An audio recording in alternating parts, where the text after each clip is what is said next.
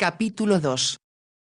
El marqués siguió a Lucía por una estrecha calle que partía de una esquina de San Marcos, después por otra callejuela aún más angosta en la que las casas estaban en condiciones lamentables. Era lo que había sospechado, pero pensó que si lo llevaba hacia una trampa donde le robarían y sin duda le dejarían inconsciente, la culpa no sería de nadie más que suya. Después Lucía le condujo por la alta puerta de doble hoja de una construcción del siglo XVII que alguna vez debía haber sido una mansión aristocrática. Tenía una larga escalera de piedra con los escalones rotos o cuarteados. Hubieron de subir tanto que el marqués se alegró de estar en excelente condición física. Notó que lo empinado de la escalera parecía no afectar a Lucía y se mantuvieron uno al lado del otro en silencio hasta que llegaron a lo alto. Desde allí, el marqués pudo observar, a través de una pequeña ventana, una magnífica vista por encima de los tejados de la ciudad. Lucía abrió una puerta baja. El marqués se dio cuenta de que estaban en el ático de lo que alguna vez había sido un palacio y para entrar tuvo que agachar la cabeza. Pensó entonces que sin duda aquel alojamiento había sido elegido por el pintor porque tenía claraboya. Reparó en la cama baja situada al fondo de la habitación. Un hombre yacía sobre ella. Lucía corrió a su lado y se arrodilló diciendo: «Papá, papá, despierta. El marqués de Wincombe ha venido a verte». Por un momento no hubo respuesta y el marqués temió que el padre de Lucía hubiera muerto. Se acercó a la cama y observó que el hombre, que en otro tiempo debía haber sido muy apuesto, estaba ahora macilento por la enfermedad o el hambre y casi en los huesos. Sin embargo, la amplia frente, los cabellos entre los canosos y rubios, y la tez clara le proclamaban inglés y sin duda un caballero. Con mucha lentitud, mientras el marqués y Lucía esperaban impacientes, Bernard Beaumont abrió los ojos. Estaban hundidos en su rostro y las sombras que los cercaban eran huellas del dolor y las privaciones. Pero con una ligera sonrisa en los pálidos labios logró decir en voz muy baja: «Su señoría es muy amable. Lamento verle tan enfermo pero su hija me ha dicho que desea vender algunas pinturas. Espero que queden algunas». Y como si el esfuerzo hubiera resultado excesivo, Bernard Beaumont cerró los ojos. Lucía se puso en pie. «Está muy débil», explicó en su susurro, «pero me alegro de que le haya reconocido». El marqués miró a su alrededor. Había pocas cosas: un caballete de pintor, una mesa en el centro de la habitación y dos sillas medio desvencijadas. En un rincón había un biombo que seguramente ocultaba el sofá o la cama donde dormía la muchacha. Esta se dirigió a una de las paredes en la que había varios lienzos. «Los puse así, vueltos hacia la pared porque temía que la luz del sol, que aquí es muy fuerte a mediodía, los decolorase». Tomó uno de los lienzos y los colocó sobre el caballete. El marqués lo miró con la esperanza de que no se tratara del habitual trabajo de simple aficionado que representaba Venecia con muchos colores y poco arte, o aún peor, una pobre imitación de las grandes pinturas de Canaletto, Guardi o Pizzera, los artistas venecianos por excelencia, copiadas miles de veces y jamás con éxito. Pero en cambio se encontró con algo tan diferente y original que por un momento le costó trabajo creer lo que veía. Sin hablar, Lucía acercó otro lienzo y lo colocó al pie del caballete. Puso otros dos sobre las sillas y los dos últimos apoyados en las patas de la mesa. El marqués permanecía en silencio. Los ojos se le iban de un lienzo a otro. Aunque eran muy diferentes a cualquier obra pictórica que hubiese visto antes, tenía la suficiente experiencia y conocimientos como para reconocer lo que había de bueno y malo en el trabajo de un artista y para saber si lo que veía era revolucionario y trascendente al mismo tiempo. Eran tan diferentes al estilo tradicional de los artistas venecianos, que le resultaba fácil entender que en Venecia, más que en ninguna otra parte, aquellas pinturas no fueran vendibles. Poco a poco, a medida que sus ojos iban de un cuadro a otro, comprendió que Beaumont había plasmado lo que sentía más que lo que veía. Había logrado, quizá mejor que el propio Turner,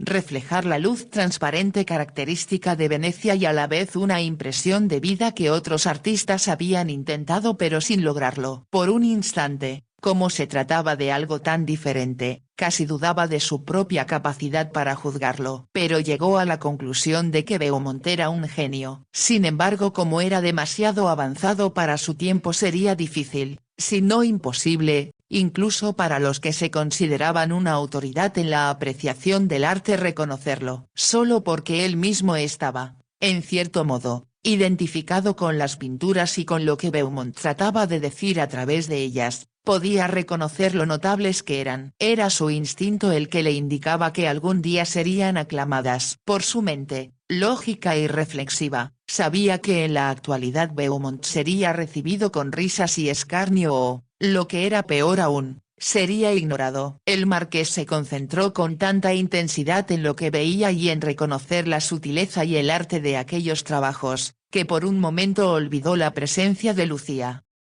Mas al pensar que las pinturas parecían hablarle y provocar en su interior una extraña respuesta, tuvo la sensación de que con ella le pasaba lo mismo. Sin necesidad de mirarla podía sentir que estaba tensa y que todo su ser deseaba que aprobara lo que veía. También adivinó que rezaba y otra vez los nudillos de sus manos estaban blancos. La miró al fin en sus ojos grises, que a la luz del sol brillaban de una forma especial, y leyó que le pedía comprensión. Y supo sin necesidad de que nadie se lo dijera que no deseaba dinero. Quería que como reconocido coleccionista y amante del arte comprendiese lo que su padre intentaba expresar con sus óleos. ¿Son esas todas las pinturas que tiene?, preguntó. Ella desvió la mirada y el rubor tiñó la blancura de su piel. Había otras. ¿Qué pasó con ellas? ¿Las vendió? Ella volvió a titubear antes de decir.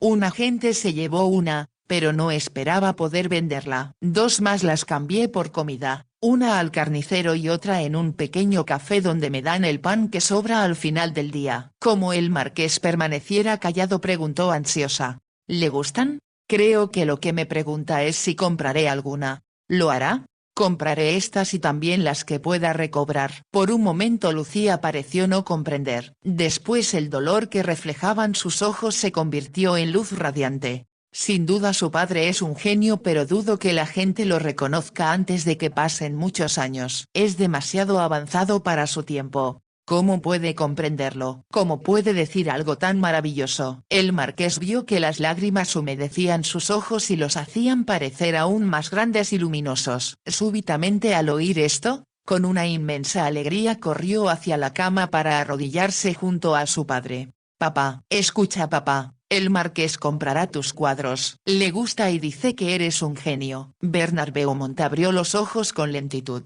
¿Has vendido las pinturas?, preguntó en un susurro. Todas las que tenemos aquí papá. Eres una chica inteligente, Lucía dijo, y el enfermo volvió a cerrar los ojos. El marqués había vuelto a contemplar las pinturas. Nadie, pensó, hubiera usado antes aquella técnica para pintar Venecia. Y sin embargo ahora que la veía le parecía que era casi la única forma de captar en el lienzo algo tan bello y a la vez tan difícil de apresar. Semejante a un sueño, Beaumont había logrado que el agua de los canales pareciera tan vívida como nadie antes lo había hecho. También existía vida, más que perfección, en la arquitectura de los palacios que había pintado con el cálido sol sobre las antiguas piedras, logrando que incluso la oscuridad de sus puertas y ventanas parecieran tener movimiento. Todo lo que Beaumont había plasmado en las telas, no solo parecía resplandecer sino respirar. Aquellas pinturas de manera extraña hacían recordar el pasado y a la vez pensar en el futuro. Notó que Lucía estaba a su lado y dijo.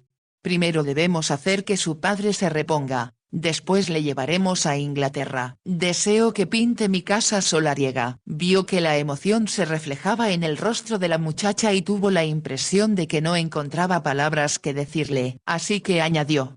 Pero ahora lo más importante es que ambos necesitan comida. ¿Puede alguien ir a comprarle algo si le doy dinero? Yo iré. ¿Sola?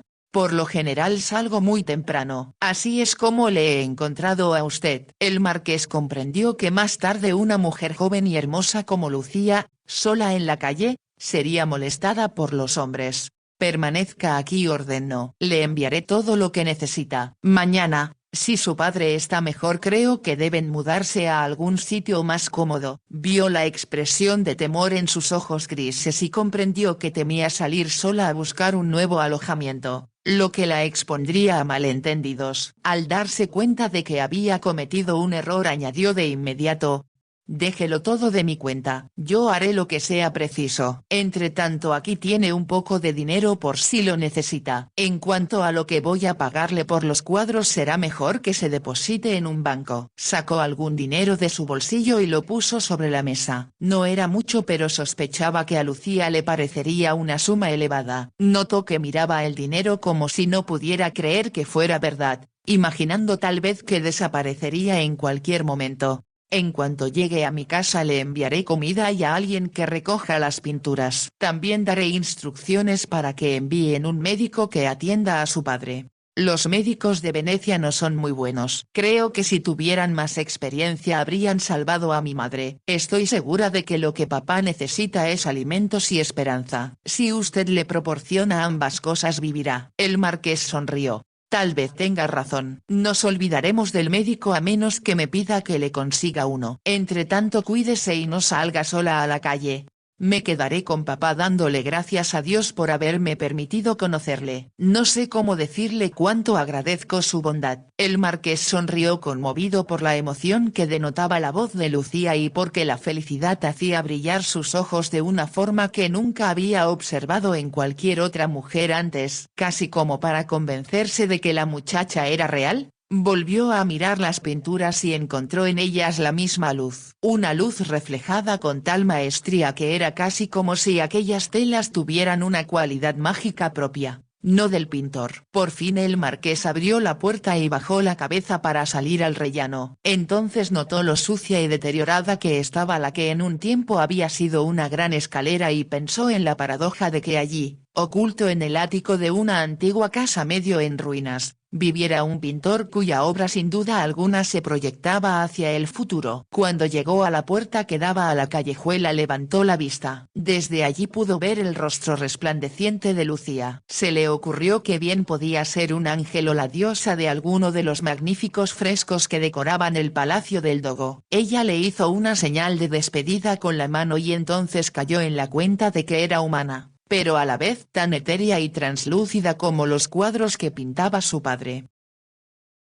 En su travesía en góndola de regreso al palacio, el marqués tenía la sensación de que lo que acababa de suceder era parte de un sueño o producto de su imaginación. Al dejar a Francesca en su cama por la mañana temprano le hubiera resultado imposible adivinar que viviría una aventura tan extraña que al recordarla le parecía increíble. Increíble que en Venecia, ciudad llena de artistas de todos los tipos y nacionalidades, encontrara a un inglés que pintase de manera tan extraña y original que le hacía dudar de su propio juicio. Es algo fantástico, se dijo. Ese Beaumont es un gran artista, aunque temo que solo poca gente estará de acuerdo conmigo. Estaba seguro de que las 6 pinturas que había comprado confundirían a muchos de los que las vieran y sin duda generarían una gran controversia durante largo tiempo hasta que se reconociera que tenía razón en lo que opinaba de ellas. Sabía que la moda en el arte cambiaba de forma constante. A principios de siglo se habían reído del príncipe de Gales y le consideraban un tonto por adquirir pinturas flamencas que hacía años no gozaban de renombre. Y sin embargo, ahora todos los museos y galerías competían por añadir pintores holandeses a sus colecciones. El rey había triunfado sobre aquellos que lo criticaran. Lo mismo me sucederá a mí, pensó. Pero tenía la impresión de que pasarían muchos años antes de que el estilo de Beaumont fuera reconocido y comenzara a imitarse. Entonces la góndola se detuvo frente a la puerta de su palacio. Bajó con una rapidez que no era habitual en él y fue directamente al comedor donde sabía que el desayuno le esperaba. Antes de sentarse a la mesa, envió a un sirviente en busca de Johnson, su secretario, y cuando más tarde llegó este le dio instrucciones.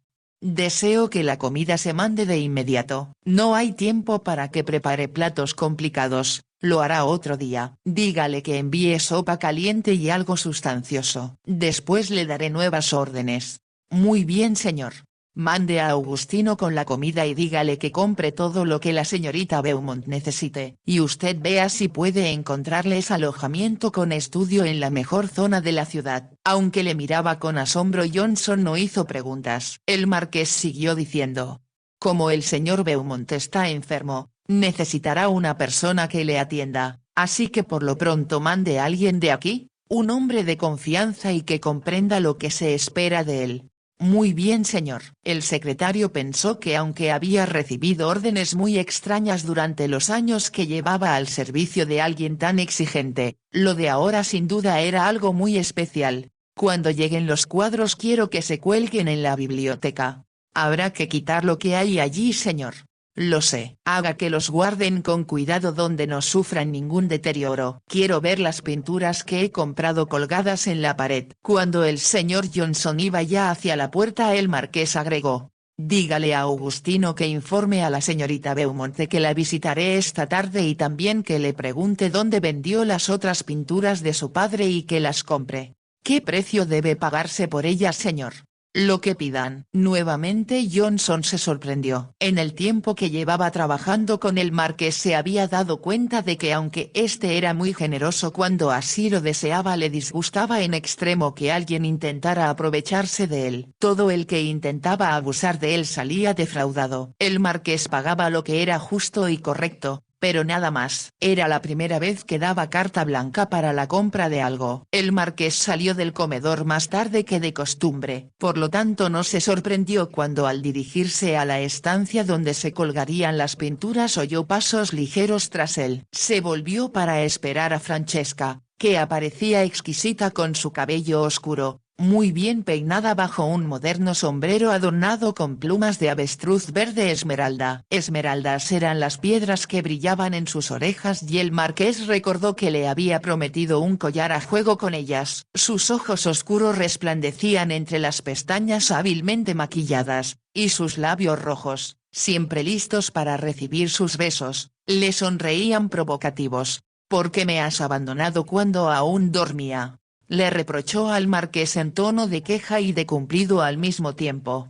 No quería despertarte. Te he echado de menos, pero ahora no puedo decirte cuánto porque tengo ensayo. Esta noche, como me has hecho tan feliz, cantaré mejor que nunca. Debo decir que lo creo imposible, dijo el marqués un tanto burlón. Francesca le acarició la barbilla. Esta noche como regalo cantaré para ti y más tarde te haré otro obsequio. No cabía duda de lo que insinuaba y los ojos del marqués reflejaban un ligero cinismo cuando se llevó la mano de Francesca a los labios. Conocía demasiado bien los trucos femeninos como para ignorar que cuando una mujer brindaba algo, también esperaba recibir. Si él no había olvidado el collar de esmeraldas, Francesca mucho menos. Hasta la noche, dijo la cantante con voz muy suave. Se volvió confiada en que él se quedaría viéndola alejarse por el largo pasillo hacia la escalera.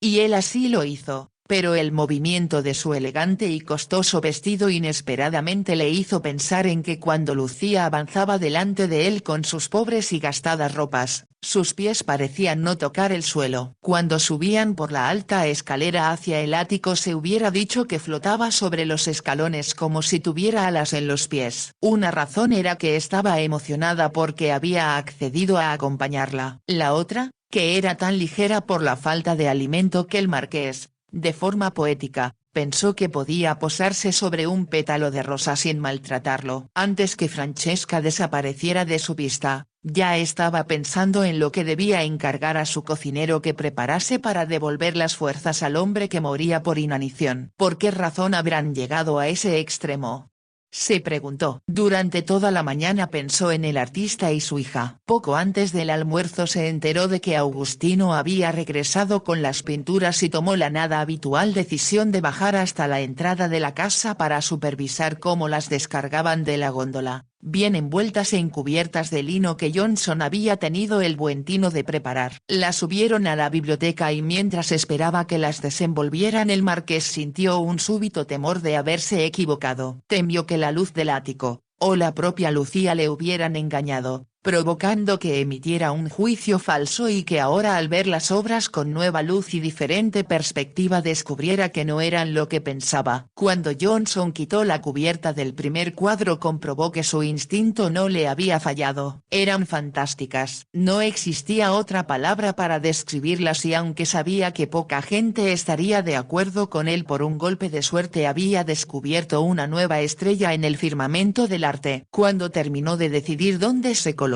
cada pintura, Su secretario le recordó que tenía un compromiso para el almuerzo. El conde lo espera, señor. Lo había olvidado.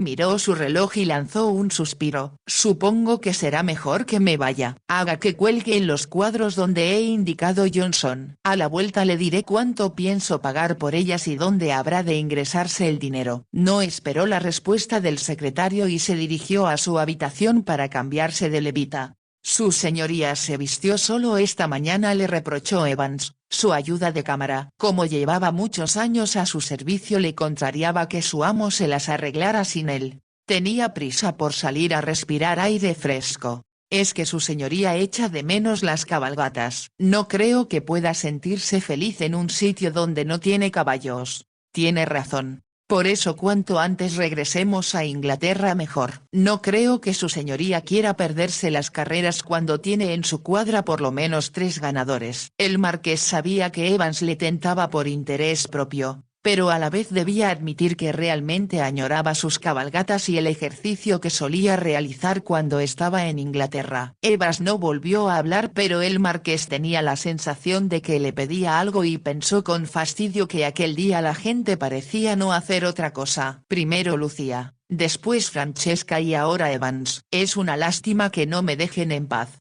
pensó, pero tuvo la suficiente honestidad como para reconocer que si lo hicieran, eso le irritaría más aún. Para contentar a su ayuda de cámara dijo: tal vez tenga razón. Como no deseo ponerme gordo ni volverme holgazán, cuanto antes volvamos a casa mejor. Esa sí que es una buena noticia, milord. Este sitio no me agrada mucho, con sus calles llenas de agua y sin un caballo al que montar. Después de una pausa añadió como si hablara consigo mismo: solo mujeres, todas de mirada insinuante y modales que no parecen nada decentes. El marqués sintió deseos de reír, ya que sabía que Evans se refería a Francesca, que le había sido antipática desde el primer momento en que llegó al palacio. Ya había notado que Evans tenía gustos muy definidos con respecto a las mujeres que aparecían en su vida. Milord debe cuidarse de las venecianas, le decía ahora. ¿En qué sentido? Por lo que he oído, los italianos son terribles, con sus vendetas y sus crímenes pasionales. Pero los venecianos, señor, son los más sutiles. Prefieren el veneno. Lo dudo, y siempre es un error dejarse llevar por los prejuicios. Yo solo se lo advierto, señoría. Te aseguro, Evans, que no hay necesidad de que lo hagas. Salió del vestidor. Se sentía algo molesto por el hecho de que Evans fuera tan protector con él y pensara que no podía cuidarse solo. Abordó la góndola que lo esperaba para llevarle a través de la corta distancia que le separaba de uno de los más hermosos palacios de la ciudad. Pensó, casi sin poder evitarlo, que después de lo que sin duda sería una larga y abundante comida, volvería a visitar a Lucía para ver si había disfrutado con la que él le enviara. En el preciso momento en que el marqués pensaba en ella, Lucía alimentaba a su padre con la sopa exquisita preparada por el cocinero de su señoría. Aún estaba caliente y después de darle un poco a su padre envolvió otra vez el recipiente para mantenerla tibia. Sabía que cuando alguien no se ha alimentado suficiente durante largo tiempo, es un error que coma mucho y deprisa. Aunque pareciera extraño, Lucía no tenía mucho apetito. Cuando el sirviente italiano del marqués se fue en busca de las pinturas que ella había vendido, trató de comer un poco. Probó la deliciosa mousse fría de salmón y le gustó tanto que logró ingerir una buena porción. Había un claret ligero para su padre y también se lo había dado cucharada a cucharada, pues comprendía que no sería bueno que bebiera mucho alcohol. Ahora ya lo había alimentado con un poco más de sopa y le convenció para que comiera algo de salmón. También logró que tomara un poco de pasta. Ya no más,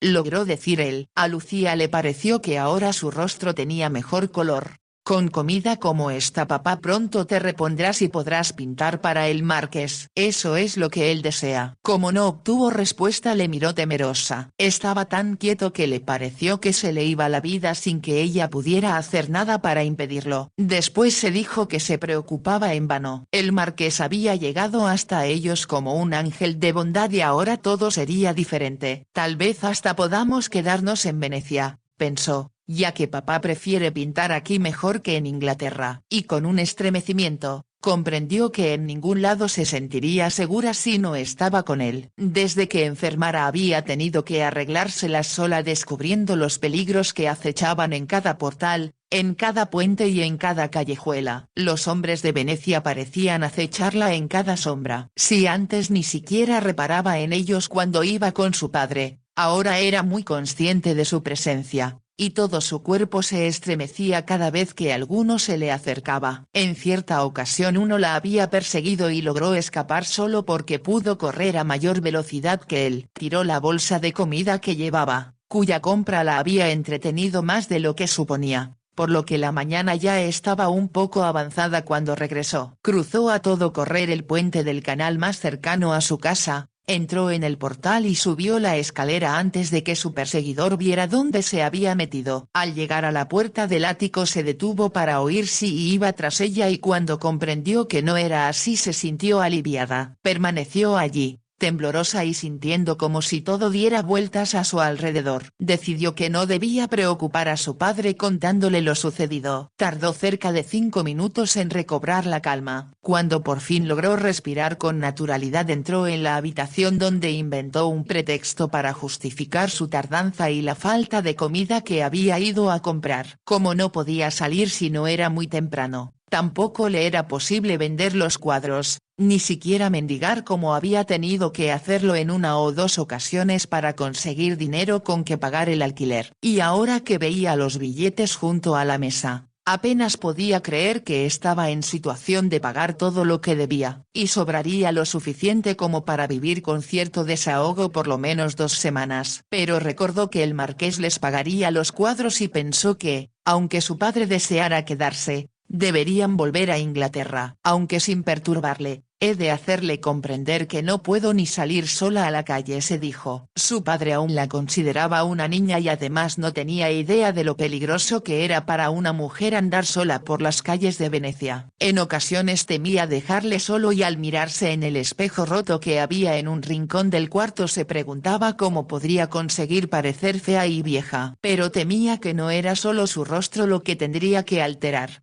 sino también su silueta, la forma de andar y la blancura de su piel, tan diferente a la de las venecianas. Ahora, con una firmeza que nunca había tenido, decidió: volveremos a Inglaterra y al pueblo donde vivimos tanto tiempo sin que nadie nos prestara atención. Entonces vino a su mente la villa de pequeñas casas, campos verdes y árboles que se cargaban de flor tras el invierno. Le pareció más hermosa que Venecia, y al recordar los elogios que su padre y muchas otras personas dedicaban a la ciudad, se rió de sí misma. Pero con lógica irrefutable pensó: no es lo que ven los ojos lo importante, sino el lugar donde se tiene el corazón. Por eso su madre había sido tan feliz en Venecia, pues su corazón estaba allí, junto a su marido. Para él, Venecia era todo lo que había soñado y todo lo que deseaba pintar. Pero Lucía pensó que renunciaría feliz a la plaza de San Marcos, a los palacios, al gran canal y a la hermosura del cielo y el mar, a cambio de su verde silla de Little Morden.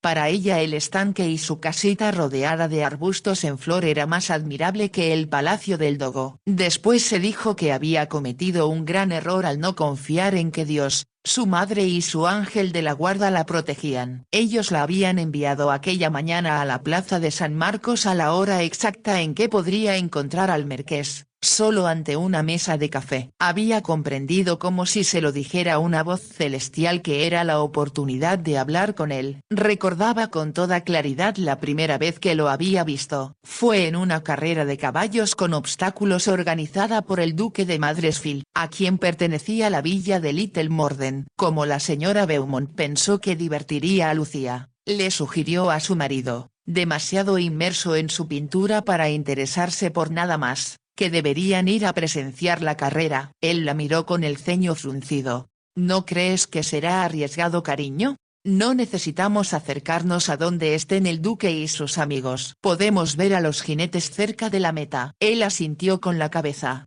Tendremos una vista perfecta desde allí, continuó su esposa, y sé que Lucía disfrutará del espectáculo. A mí me encantaba cuando tenía su edad. Lucía notó cierto matiz de melancolía en la voz de su madre, que siempre aparecía cuando hablaba de buenos caballos. Aunque tanto el señor Beaumont como su esposa solían cabalgar y Lucía incluso tenía un pony, la jovencita sabía que su madre sentía no poseer caballos de la calidad que habría deseado. Nunca se lamentaba.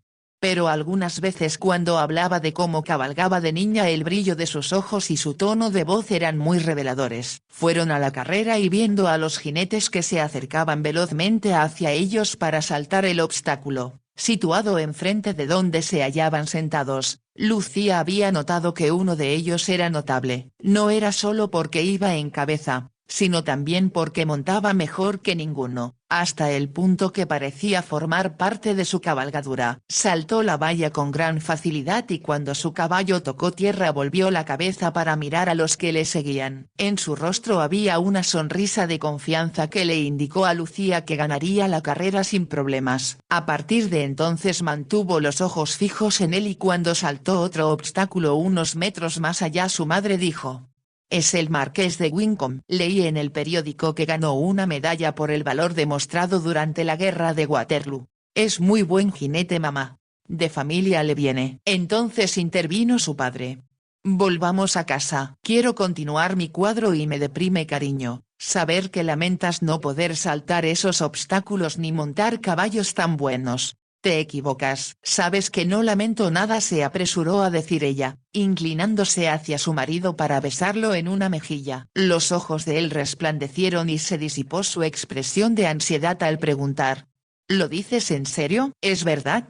¿Cómo puedes hacerme una pregunta tan absurda?» «Volvamos al que para mí es el hogar más feliz y perfecto del mundo. No lo cambiaría por 1000 palacios ni por 10.000 caballos». Su voz demostraba una sinceridad indiscutible y él le tendió una mano para ayudarla a ponerse en pie. Cogidos del brazo regresaron entre risas y susurros. Lucía los siguió pensando en el Marqués de Wincombe, en la forma que había saltado la valla y en la sonrisa de triunfo que vio en sus labios. Tenía solo 15 años, pero ya entonces supo darse cuenta de que había visto a una persona notable. Estaba segura de que el marqués era un hombre que siempre obtendría lo que deseara en la vida a pesar de cuantos obstáculos se le presentaran.